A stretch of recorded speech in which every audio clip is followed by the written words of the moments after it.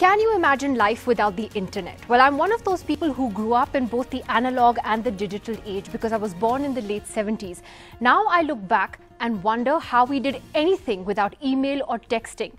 But here we are in a technology-driven world that has both immense possibilities and perhaps immense dangers. The virtual world is the real world now, but it comes with many problems. Look at, for instance, at the accusations that the Russians hacked into the US elections. It may have actually been much more widespread than what we know, or the way hackers brought governments to their knees through cyber attacks. So has technology become a threat to all of us, or does it still have huge untapped potential that can change all of our lives?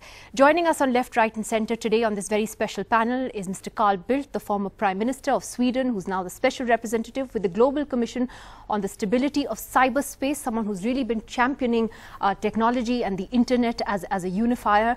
Jane Hall-Lute is the UN Special Coordinator, former Deputy Secretary of Homeland Security and Commissioner on the same Global Commission on Stability of Cyberspace. Kavita Gupta is the founding managing partner of Consensus Ventures, and Samir Saran, the Vice President of the Observer Research Foundation, also the Commissioner on the Global Commission on Stability of Cyberspace.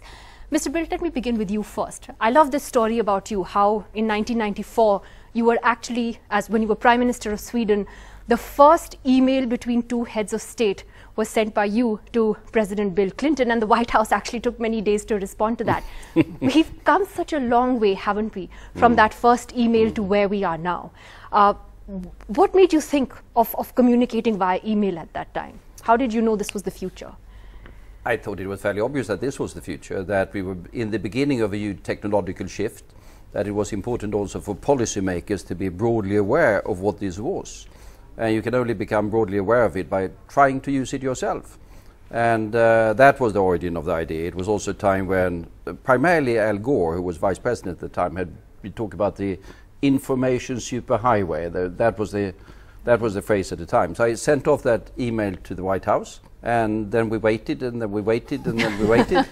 And then we had to call the White House, and they did manage to retrieve it in the server, and they did manage to send an email back, which you can now find in the museums. It wasn't that long ago, but it's a museum piece today. How much have we changed, though, in the way that we use technology, the way that technology has transformed our lives? It's been a complete transformation, hasn't it, from 1994 till today, where we're talking about foreign governments possibly influencing the outcome of an election in the most powerful democracy in the world. Absolutely, and a lot of the public discourse in our respective countries is now about the problems that we are facing, but we should not forget that this is a hugely positive technology that has made economic progress, social progress, I would say political progress possible in a way that was inconceivable.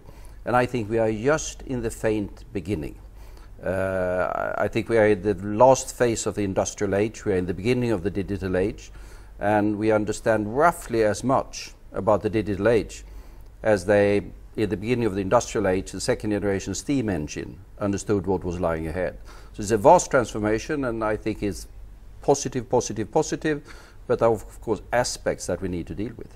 Well, you say positive, and I will focus on that, but Jane Lute, here the media tends to focus on the negative, or at least we try to see if we can find solutions and look at whether we are equipped to deal with the negative. In your opinion, what does, for instance, the Russian hacking of the US election really tell you about the challenges that we're facing? We're now hearing that perhaps this was something that was at a much bigger scale than we initially knew. What are the challenges we're dealing with here? Well, the challenges are considerable, because I think the thing we have to really appreciate, building on what Carl just said, is that 20 years ago, about 16 million people were online. Most of them were English-speaking North Americans. And today, over 3 billion people are online, and growing at a phenomenal rate, organically and instantaneously. So what that tells us is that we've developed an enormous reliance, to the point you made earlier, about life online. There's no enterprise that delivers value in any economy without relying on IT and access to the internet. So is it new that governments are trying to influence the elections and other governments? That's not new. Is it new that they're trying to be as clever as they possibly can using the latest technology that's available? That's also not new. But what is new is the scope, the speed, and the depth to which they can use electronic, IT, the internet, and our systems are vulnerable. Well, what does that tell you about how prepared we are? If the United States, a country which as powerful as that, isn't sort of prepared to deal with this kind of hacking on that scale, what does it tell you about how prepared we are for something like this? I think that's a very fair point, not only for the United States, but for everyone. I mentioned the reliance that every enterprise has on IT and access to the internet. And we also know that there are basic things every enterprise can do, basic cyber hygiene, to prevent 80 to 90% of the things that we're seeing, and we're not doing them. And so the question is, why not? What kind of wake-up call? People thought in the United States that it would be the Target hack, the Home Depot hack, the NASDAQ hack, the OMB, the Office of Management, the Office of Personnel Management, OPM, in the United States. Now Equifax, one of the largest holders of customer and commercial data, the SEC hack. I mean, we could go on. And it's not really awoken all of us yet to the basic things we ought to be doing, basic cyber hygiene, to prevent these kinds of attacks. Kavita, that's where you come in. And just explain to us very simply what it is that you do and what you think can actually help governments, when it comes to safe activity and transactions online. Exactly.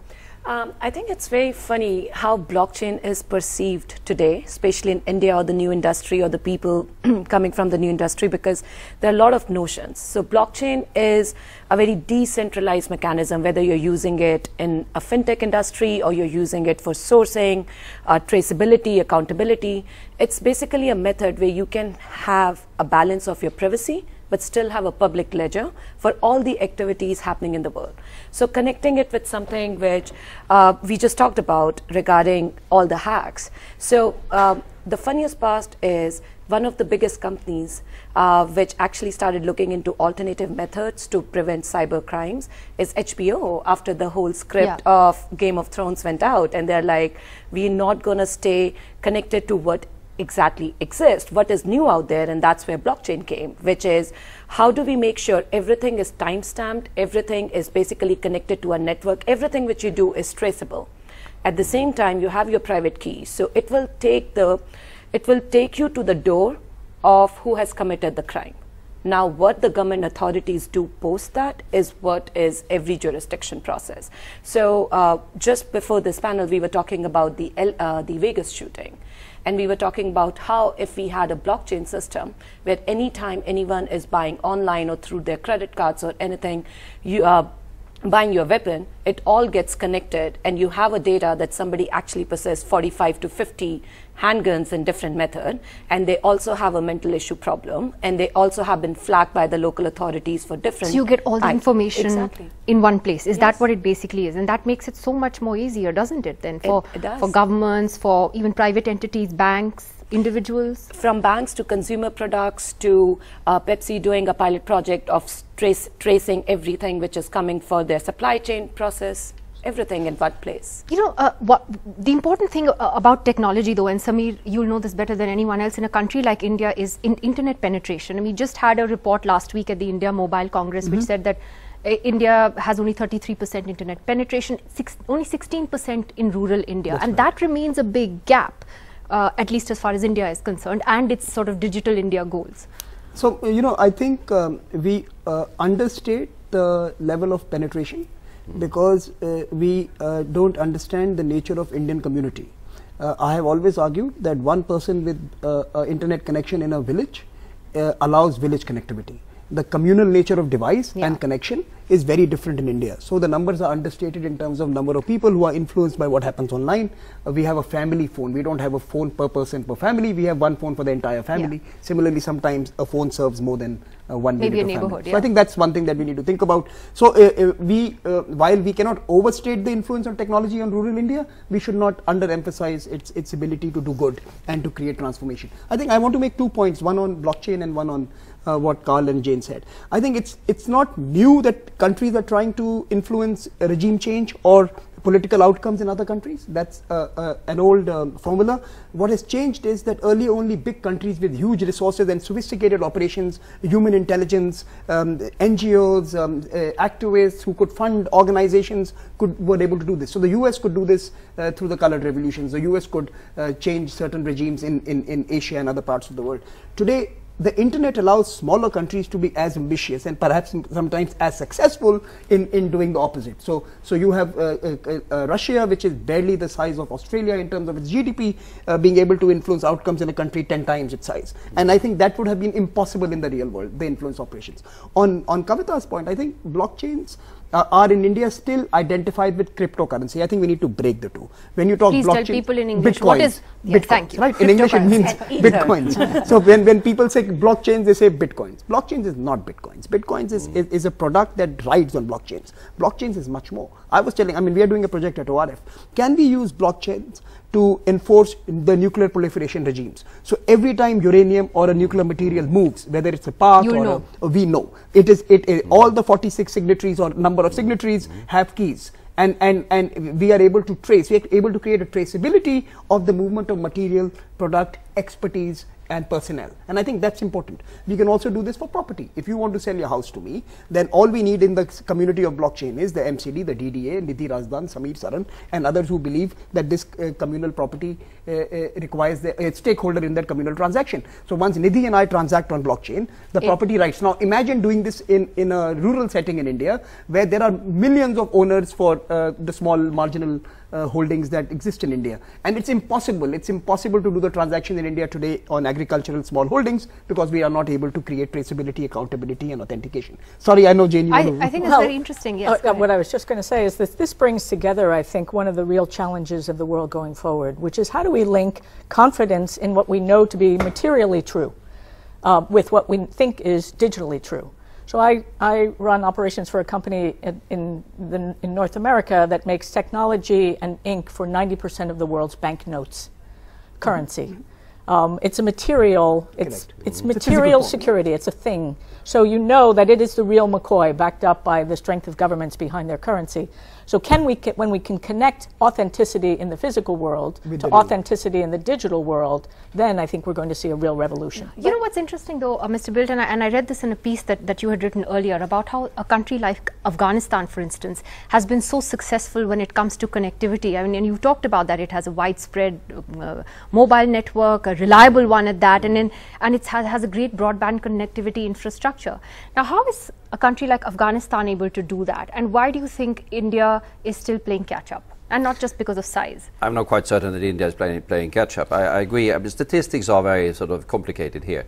A lot of the connectivity, particularly with the younger generation, I can tell you that my calls on my mobile phone have dropped about 5 times since this morning. So that's just an example. Yeah, because that's quality of service. Yeah. A lot of the connectivity nowadays is by your mobile phone, your smartphone, and smartphones are only 10 years old. Where they will be 20 years from now, they will be all over the place, they will be far cheaper. So that's going to be the connectivity. And if you look at how that is developing, within 5 years, 95% of the population of the world will be covered by mobile internet, mobile broadband networks with the better capacity that we have in Europe today. And then I think that the vast majority of young people in the world will be connected. There's a lot of discussion about the geographical divide. I think the big divide is sort of the generational divide. Correct. Parents in India or Sweden or the US will no longer understand what their children are doing. I mean, we're already there to some extent, but it's got to be even more. Yeah. My parents might disagree, but sorry? I said my parents might disagree. They've mastered the emoji better than me. But I know, I'm joking. But from the technological point of view. Well, I think there's the other side of it. Like my parents who have no technology knowledge or anything understand WhatsApp because that's the only way they can stay in touch with me when I travel all over the world. They understand today, thanks to demonetization, how to use their online bank accounts. And Paytms. And Paytm. Absolutely. Yep. So, Mr. Bilt, let me ask you though, then, what your sort of analysis is of India's future with the internet? With 33% right now, it might be 50 if you it's probably include. higher, but who cares? But do you think, I mean, we would get there sooner rather than later, where we see more internet penetration, a greater ability to connect? I see India all over the world in internet. I mean, because India is a vast country, to state the obvious, but it's a country of vast talent. And that talent you find in India, but you find it in Sweden, you find it in California, you find it in Europe, and all of that talent that Indians are demonstrating all over the world in the IT sector or in the broadly defined sort of new digital age obviously that's going to have a huge impact on the future of India itself. Well, Jane, let me give you the last word. What do you think are the 3 big technological challenges for the world? I think they are 3. The first challenge is, how do we architect systems we can trust from components we can't? The second challenge is, how do we safeguard and ensure the integrity of our information and our identity in an open internet?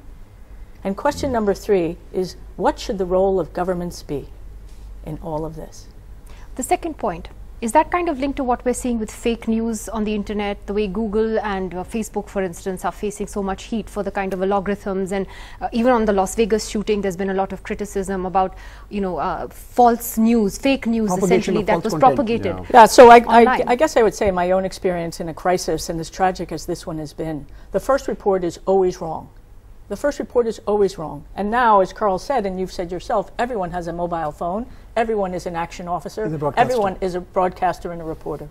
So that's not fake news, that's just error, which we see in a crisis. Integrity really happens at several levels. It happens to the content of the news we're talking about, but the challenge that we have in this cyber world that will be so penetrated is this data what I think it is? And my blood type is A positive. I don't care if you know that. I do care if you can change it.